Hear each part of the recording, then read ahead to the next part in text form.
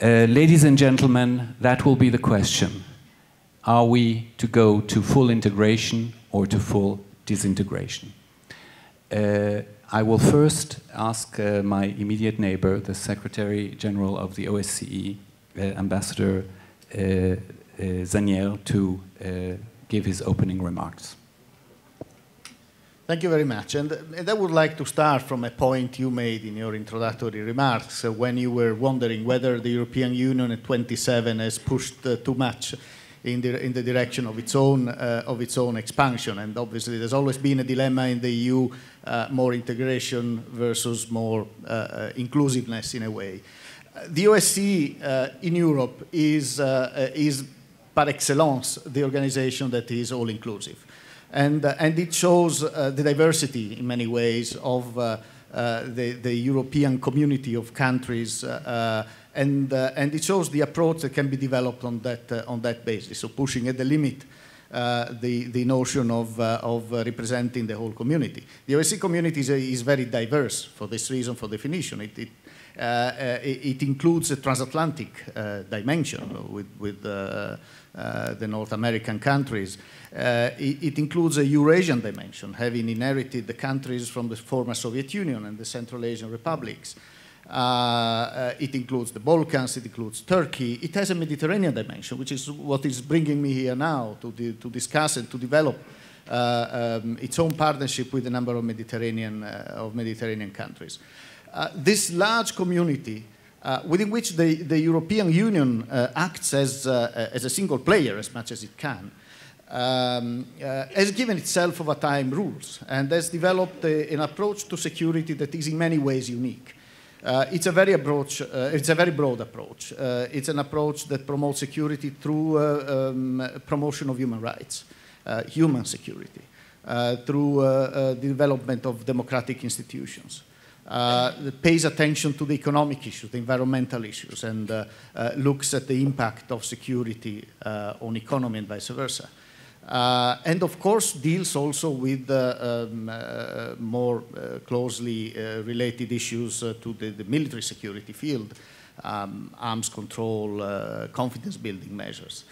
The OSCE comes from a conference, from a political process, the CSCs in the 70s and 80s, a process that contributed to bringing about the changes of the end of the Cold War, but that found itself heavily involved then in addressing the issues that resulted from that historic change, in promoting democratic transition, in dealing with the conflict situations that resulted from those transformations, using the same approach and the same broad set of tools. And the way we operate, it is fundamentally an intergovernmental organization. So we look at security of countries within the organization primarily. But because of our approach, we also work with individuals, within the societies. We try to promote security, human dignity, the dignity of the individual within the society. And then at the other end, we look at the security of the region as such. The changes in the security situation over the 30 years or so, 40 years of existence, and we will have in 3 years' time the 40th anniversary of the Helsinki Final Act, have resulted in also affecting very deeply the way we approach security. And the European Union, as I say, being one of the players within the OSCE. The OSCE, as I say, is working based on these tools, but there isn't a common defense agenda, there isn't a common political agenda within the organization, with it being so diverse. That's the main difference between the European Union or NATO and the OSCE. And we accept the differences. We don't try to create common political platforms. We accept the differences, and we try to, within those differences, to build trust, to bridge the differences in many ways, to try to address the issues and resolve the problems. And we try to look also at commonalities, at areas where we can develop common policies, recognizing the different point of departures and the different security perspectives and priorities. This has over time also changed our own approach to security. While security was, during the Cold War and in the 90s, still seen as a zero-sum game, where the notion was that of achieving balance and achieving stability through balance in the military field and then politically. With the turn of the century, and especially after September 11, we realized that the new security challenges needed broader responses. Individual actors, even the European Union acting as much as possible as an actor within the OSCE, realized that none of them could act alone in addressing issues such as terrorism, trafficking in all of its expressions, combating organized crime. Networks had to be established, had to be set up, partnerships had to be developed. The Mediterranean, that will conclude my initial remarks on that, the Mediterranean dimension is, within the OSCE, is a dimension that has developed along these lines.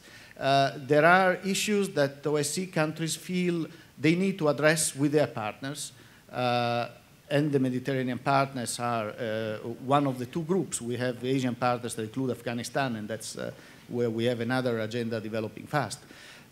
In addressing some of these things, and we're trying to operationalize now the way we reach out. The European Union is one of the engines behind this push and this attempt to develop new policies and to try to look how this larger community can work together and work together with external partners to address global changes as they arise. Thank you very much, Mr. Secretary General. I think that when we have a chance to have a broader discussion after the opening remarks, I think it will be interesting to try and analyze the difference in concept between the European Union, which is very much set onto integration and unification, rather than the OSCE's approach, which is, as you said, more of inclusive, respectful of differences, and yet much broader. Next, Martin Wolf, if we may, probably you may bring us back from the lofty ideas of full European integration to the hard realities of everyday finances in the Eurozone, but feel free to go much beyond that if you want to. The floor is yours. The clock in front of us is immensely confusing, so I'm going to ignore it.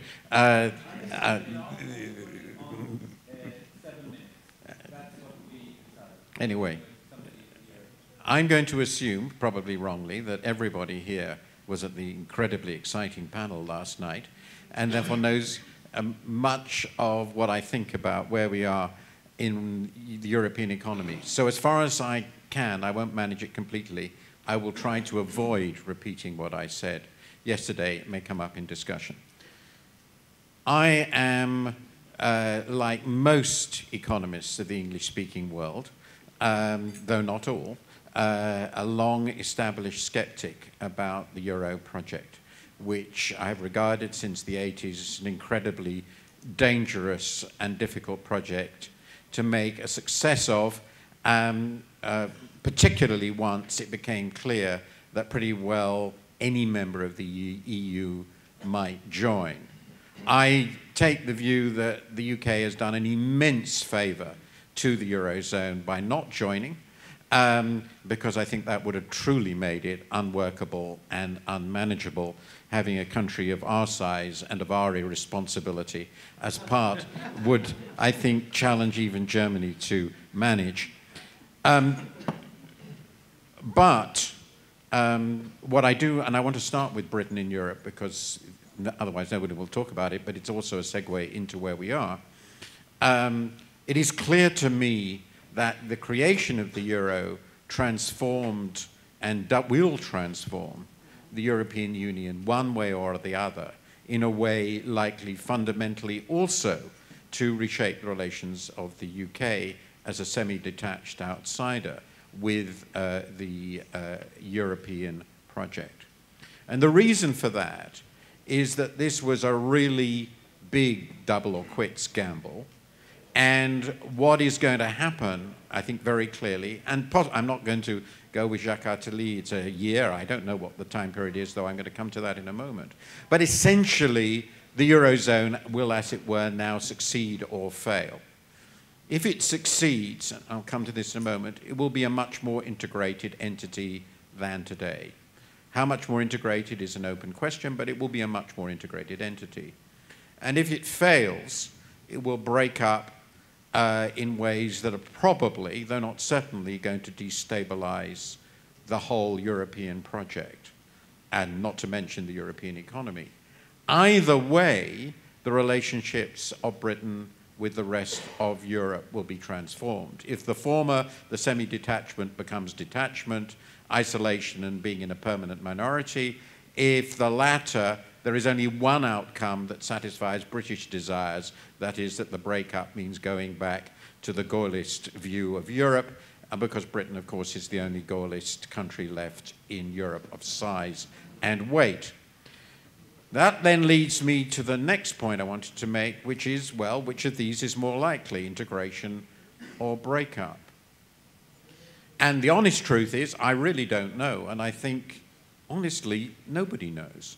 Because it depends on political processes and decisions made by a relatively small number of people under extreme pressure. The way I think about this comes inevitably, and it's very good we have the ambassador from Germany here, comes very fundamentally down to what I think of as a compromise between what has sometimes been presented as polar opposites, a European Germany or a German Europe. It seems to me quite clear that the full transformation of Germany into just a component part of Europe, with rather like its neighbors in the way it runs itself, runs its economy, is incredibly implausible.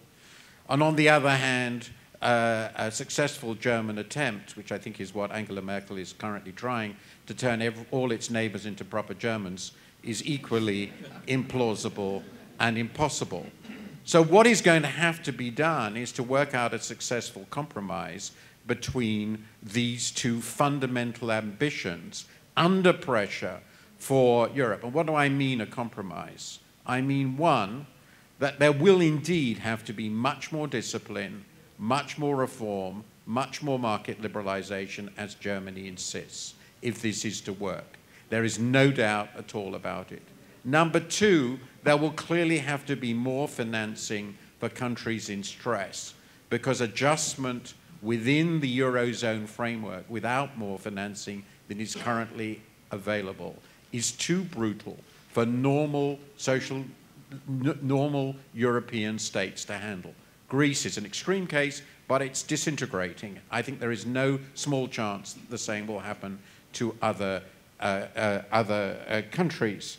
And the final thing that has to happen is adjustment on both sides of the enormous imbalances, adjustment not only by the weak countries, but also by the core countries, of the enormous imbalances that emerged. If those three things, more discipline and reform, more financing, and more adjustment, are brought about through what I think of as a minimum federal structure, which I discussed yesterday, then the integration process will succeed. And that then leads me to my third and a final point, which is what are going to be the pressures and the timetable under which such changes have to occur. I'm not going to go into whether, as I said, it's going to be a year or more, but it is clear that events are now moving extremely rapidly. The Greek election, in my view, merely postpones the obvious reality that the Greek program, as currently structured, is unworkable and will not be implemented, which will mean a very big moment of truth. If this leads, and it's quite possible, to a Greek exit, that is likely to exacerbate enormously the pressures on other weak countries, including the possibility of a major bank run in some very big countries and a major run on sovereigns. It is extremely likely that Spain will need a major program possibly even taken out of the markets in the near future, in which case that will exhaust the entire resources that are now available to support countries in difficulty, possibly even more than exhaust them, since Spain is itself no longer a credible guarantor. And nobody knows what the outcome in Italy is going to be, either economically or politically. These processes now, which we can see in the market, are not going to take, in my view, many months. So the decisions that I mentioned about the pressure for making radical steps towards integration on this balanced package will have to be taken fairly soon. And that leads to the very fast, last and concluding point in my 14 seconds I seem to have, 13 seconds. Crises, severe crises, are the moment of truth for any political or economic system. The Eurozone is now in a severe crisis. It is a moment of truth. And we will discover, I think, fairly soon whether the necessary compromises can be made by all the major players, above all Germany, which will actually allow this to succeed. And at the moment, I think the only reasonable, realistic thing we can say is, as I said, we don't really know. Thank you.